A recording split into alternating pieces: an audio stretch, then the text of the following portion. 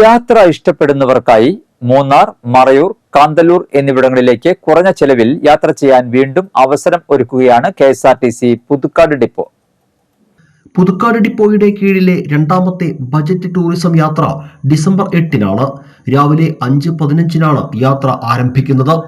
Eravikulam national park, Anamudi view point, തേയിലത്തോട്ടം view, Marayur, Murukanmala, മുനിയറകൾ, Irachil waterfalls, Thenpara, Marayur, ചന്ദനക്കാട്, ഫാം ഹൗസ് തുടങ്ങിയവ സന്ദർശിക്കും.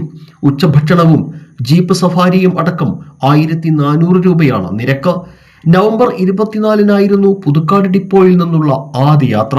ആലങ്ങാട് സൗഹൃദ കൂട്ടായ്മയിലെ 50 അംഗ സംഘമാണ് മാമലക്കണ്ടം മൂന്നാർ യാത്രയിൽ പങ്കെടുത്തത്.